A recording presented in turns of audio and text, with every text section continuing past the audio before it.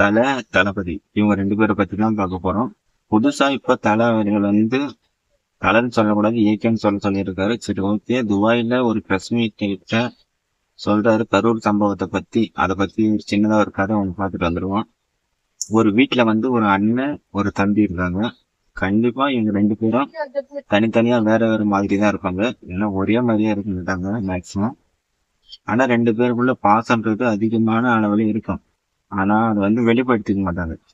ஒரு எலியும் போன மாதிரியே சண்டை போட்டுட்டு அந்த மாதிரி தான் இருப்பாங்க. சேம் அதே மாதிரி தான் ஃபர்ஸ்ட் பாத்தீங்கன்னா அஜித் அவர்களும் விஜய் அவர்களும் நல்ல நண்பர்கள்.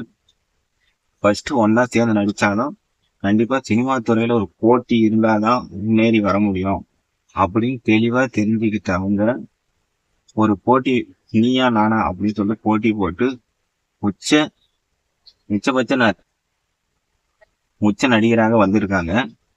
இதுல 2 பேருடைய பாதையுமே வேற வேற. விஜயோட பாதை அரசியல் அந்த மாதிரி வந்துட்டாரு.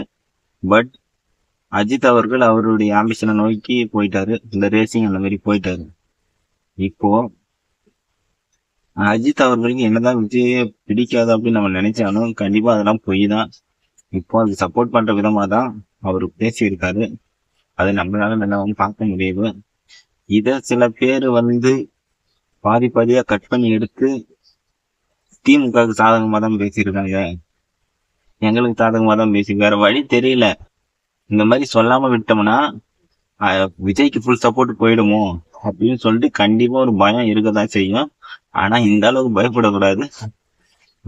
அஜித் அவர்கள் ஒரு சின்னதா ஒரு பிரஸ் மீட் கொடுத்ததுக்கு இப்படி பயப்படுறாங்க.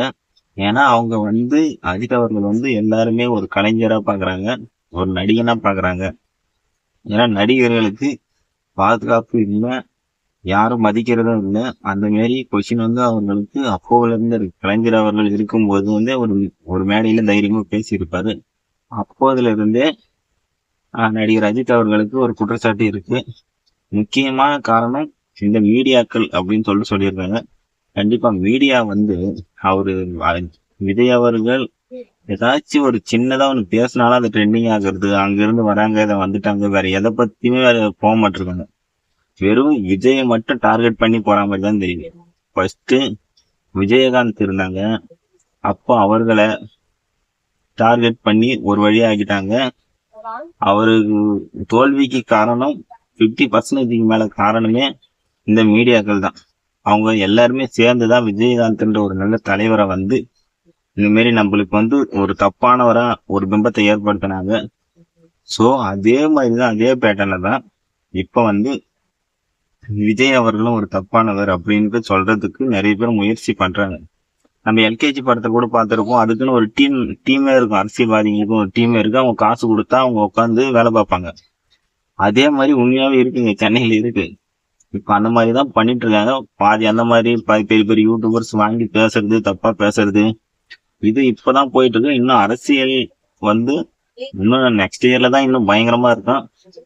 அது தளபதி இப்போ கரூர் மக்களை சந்திச்சது ஒரு நல்ல விஷயம். ஏன்னா இப்பவே முடிச்சாதான் அடுத்தடுத்து கட்சி வேலைகள் நிறைய இருக்கு, நிறைய ஆலோசனை கூட்டம் இருக்கு. இன்னும் திரும்பவும் போய் மக்களை சந்திக்கணும். அது எந்த மாதிரி இப்ப பிளான் பண்ண போறாங்க, முடிவெடுக்க போறாங்க அப்படின்னு சொல்லிட்டு நம்மளுக்கு தெரியல. பட் ஒரு நல்ல முடிவா தான் இருக்கும். ஏன்னா கரூர் சம்பவத்துக்கு அடுத்து கண்டிப்பாவே ஒரு ஊரு சில தகவல் வந்திருக்கு. ஊர் உள்ள இல்லாம ஊருக்கு வெளியே சேர் போட்டு உட்கார வைக்கிறதா அப்படின்னு சொல்லியிருக்காங்க. முடிஞ்சாலும் சாப்பாடு கூட கொடுத்து சேர் போட்டு உட்கார வச்சு கிட்டத்தட்ட ஒரு மாநாடு மாதிரி தான், ஒரு மினி மாநாடு மாதிரி தான் நடத்த போறாங்க அப்படின்ற ஒரு விஷயங்கள் இருக்கு.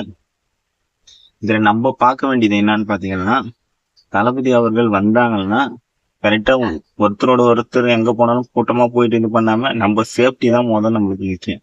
அதையும் நம்ம குடும்பத்துக்கோசரம் அதையும் பார்க்கணும். பட் குறை சொல்றத நீங்க நம்பாதீங்க, அதுதான் மெயின். மீடியாக்கள் சொல்லிட்டாங்க அது கரெக்டா தான் இருக்கும் அப்படின்ற மாதிரி நம்பாதீங்க. நீங்களே கொஞ்சம் யோசிச்சு பாருங்க. விஜயகாந்த பத்தி திரு சீமான் அவர்களே எவ்வளவோ தப்பா பேசியிருக்காரு, ரஜினிகாந்த பத்தி தப்பா பேசியிருக்காரு, விஜய பத்தி அவ்வளவு புகழ்ந்து பேசினாரு. ஆனா இப்ப பாருங்க, அவர் அரசியலுக்கு வந்துட்டாரு, அவர் கூட நிக்கல அப்படின்ற ஒரே காரணத்துக்கோசரம் இப்ப விஜய் அவர்கள் தப்பாயிட்டாங்க. அவர் எதிர்த்தவங்க ரஜினி அவர்கள், எல்லாருமே வந்து இப்ப நல்லவங்களா ஆயிட்டாங்க. அதுதான் அவருக்கு ஒண்ணு நடக்கல அப்படின்ற போது அது வந்து தப்பு. நீங்க வந்து நல்லா கொஞ்சம் யோசிங்க, யோசிச்சு பாருங்க. இதெல்லாம் நார்மலா நம்ம சும்மா நார்மலா யோசிச்சாவே தெரிஞ்சிடும். அவ்வளவுதான். அடுத்த வீடியோ சந்திக்கலாம். பாய்.